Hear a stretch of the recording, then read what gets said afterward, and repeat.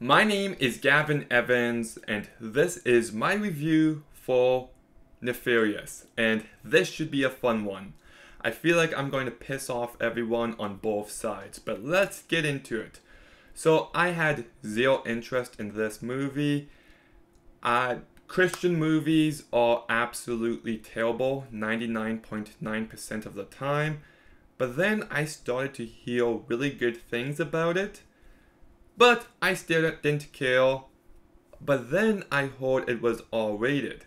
And I'm like, oh, interesting. And then I heard it was a horror movie. And I'm like, hold up 1 second. It's an R-rated horror Christian movie? You had my curiosity, but now you have my attention. So I gave this movie a try. And look, I don't want to get into my whole worldview and everything, but I'm very conservative. I am not a religious man, but I was raised in a religious household. I have no disdain for Christianity. In fact, I think it's a very good thing. And as much as I agree with so much of what this movie is saying about abortion being evil and euthanasia being wrong, and I agree with so much of this movie, I still think it's a really bad, poorly made movie. And I think the biggest issue is that it's just boring. The movie did not hold my attention, and it's just two people talking the entire time. And a movie like this can be amazing.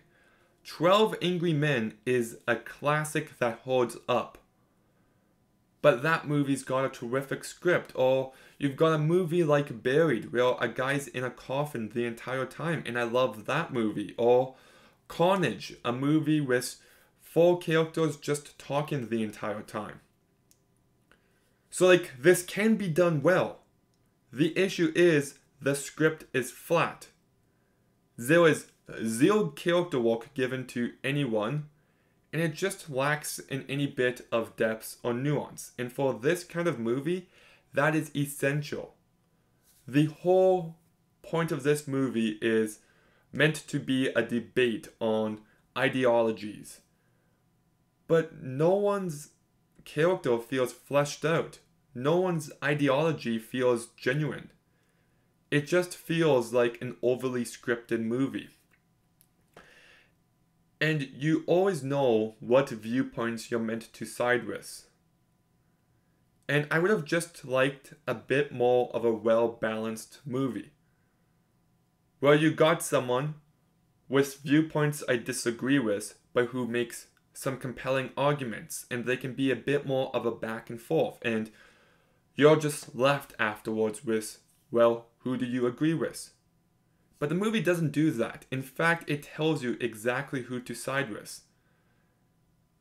And I don't know, I just think if you're going to do a movie like this, then it needs to be more well-rounded, because the way this movie exists is not going to do any good. There's going to be conservatives who watch this movie, clap and cheer it on, pat each other on their back, and be like, I agree with this movie. But anybody who thinks anything different is not going to watch it. They're not going to give it the time of day. So it exists solely for echo chambers. And they also make some very questionable decisions. Like, so many of this movie's good points come from a literal demon. So we're literally agreeing with the demon on stuff. And I'm just like, could you really not write this a bit better? Could you really not just see what you're doing here? Like, come on. And then on top of that, this movie also has a few really stupid moments. One specifically is when the demon's like to the atheist, oh, you are for diversity, right? But you don't care about slave labor and the child sweatshops and all that. And the dude never said he was for that. You're making a straw man argument. Like, if you're going to do a movie like this, be authentic.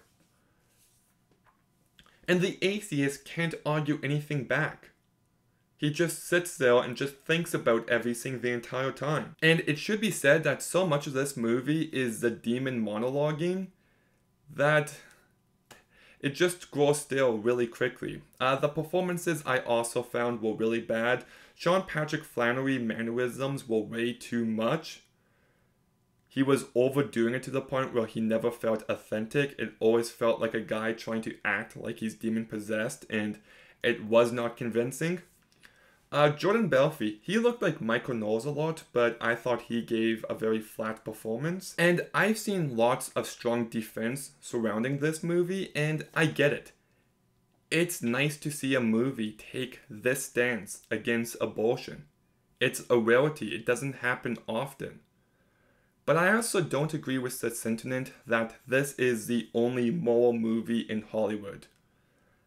There was lots of movies with good messages that I feel like get forgotten about. Just because they don't preach to you, just because they don't explain this stuff in great detail, doesn't mean they don't exist.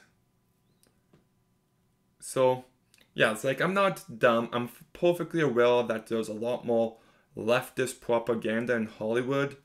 Sometimes I can forgive it, sometimes I can't. It all depends on the movie or the show or the game or whatever. But as much as I like the views this movie has, there is so much more stories with lots of great messages that exist out there, and I would recommend seeking any of them out. So Nefarious just had almost nothing to offer. It's a very boring movie with bad performances, with a bad script. It's just a really bad movie. So I'll give Nefarious a 3 out of 10. Okay, have you seen Nefarious?